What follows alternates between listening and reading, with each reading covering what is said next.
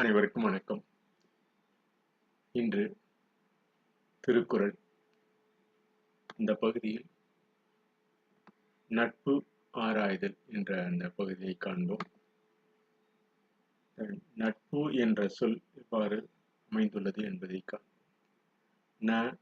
நம் மெய்யில் நரம்பும் இட் என்ற ஒலிக்குறிப்பில் இணைந்து ப என்ற சொல்லில் பரவலாக பூ என்று உணர்ச்சியுடன் நட்பு என்ற அந்த சொல் உருவாக்கம் பெறுகிறது.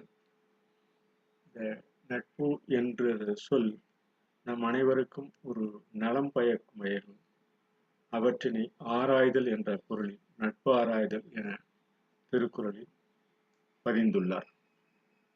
இவ்வாறான பதிவு நமக்கு ஒரு நல்ல ஒரு சூழ்நிலையை என்றும் அமைக்க வேண்டும் என்ற அந்த கருத்தையும் கொண்டு திருக்குறள் இன்று நட்பு ஆராய்தல் 797வது பகுதியை காண்போம். இந்த 797இல் பொதுவாக நாம் சொல்ல வேண்டும் என்றால் அறிவு கேடர்களின் நட்பை விடுதல் ஒருவருக்கு ஊதியம் எனப்படும் என்கிறார்.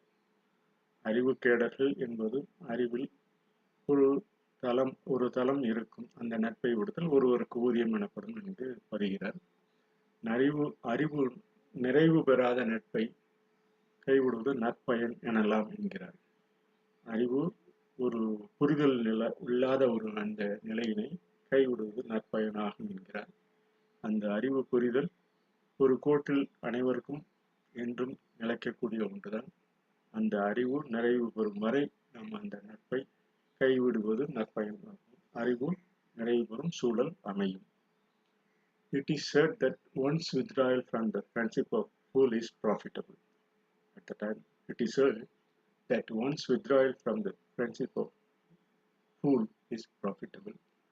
என்று அந்த ஆங்கில சொல்லிலும் பயின்று it is profitable to the friendship, one's withdrawal away from the points what we don't agree. That is the point he like to face. இந்த திருக்குறள் 797 ஊதியம் என்பது ஒருவருக்கு பேதையார் கேண்மை ஓரியை விடல் என்கிறார்.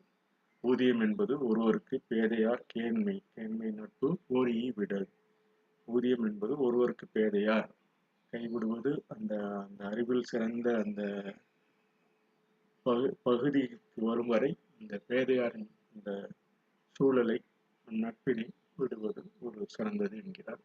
புரிதலில்தான் நட்பு நிலைப்படும். இவை நட்பு ஆராய்ந்து புரிதல் எந்த காலத்திலும் சிறப்பு என்று கூறி இந்த அறிவுக்கேடர்கள் நட்பை விடுதல் ஒருவருக்கு ஊதியம் எனப்படுவது எந்த பகுதியில் நமக்கு அந்த அவர்களுடைய கருத்து ஒற்றுமை இல்லையோ அந்த பகுதியை விட்டு நமது செயலுக்கு அவர்களிடம் தொடர்ந்து செல்வது நமக்கு ஒரு சிறப்பாக இருக்கும். இந்த அறிவு நிறைவு பெறாத அந்த நட்பை கைவிடுவது நல்ல பலனளிக்கும் என்கிறார். It is said that one's withdrawal from the friendship of fool is profitable. ஊதியம் என்பது ஒருவருக்கு பேதையார் கேண்மை ஓரியை விடல் என்பது அவை ஒரு நல்ல சூழலை அமைக்கும். அந்த எந்த பகுதியில் அவருடன் கருத்து வேற்றுமை உள்ளதோ அந்த கருத்து ஒற்றுமை உண்டாகும் வரை நமது அந்த நட்பினை கைவிடுவது நல்லது என்கிறார். நட்பு நலம் தரும் நம் நரம்பிற்கும் நம் உடலிற்கும் நம் மனித இனத்திற்கும் உலகத்திற்கும் என்று கூறி இந்த பகுதியினை நிறைவு செய்கிறோம். நன்றி, வணக்கம்.